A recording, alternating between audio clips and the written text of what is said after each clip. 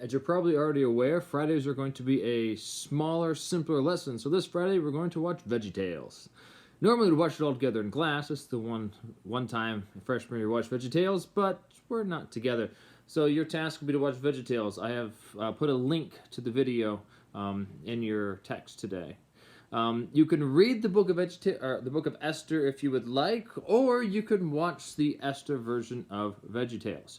Now, the story of Esther was thought to be around 480, 470 BC, somewhere around there. It's after the exile, and there are four primary characters in the book of Esther. The first is the king. The king is generally thought of as a fairly good king. History paints him in a positive light. The second is Haman. Haman is the king's right-hand man. Haman hates the Jews, and he hates Mordecai with a passion. The reason he hates Mordecai is because the king makes a declaration that everyone shall bow down to Haman, but Mordecai refuses. Mordecai says, I bow only to my God and to my king. And Haman is very arrogant and very prideful, and he hates that Mordecai will not bow to him. Haman is the bad guy in the story. The third character is Mordecai. Mordecai is a Jew. He's a Jew that works for the king. He looks like he works in security, some part of the king's security detail. I'm not exactly sure what. And the final and most important character is Esther. Esther was a Jewish woman. We don't know if she was a common Jewish woman or if she was a rich Jewish woman, but she was a Jewish woman, and she was related to Mordecai.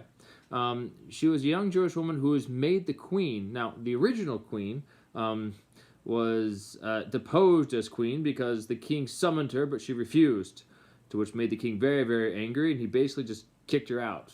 He essentially divorced her and just cut her out. And so he needs a new queen, and so he marries Esther. The main person actually you probably should look at in the story is actually Haman.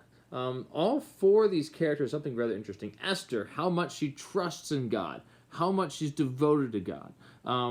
Mordecai, how much he loves his family and works for his nation and is not just self-interested and self-service. And how Mordecai will do the right thing no matter what, even if it means his life.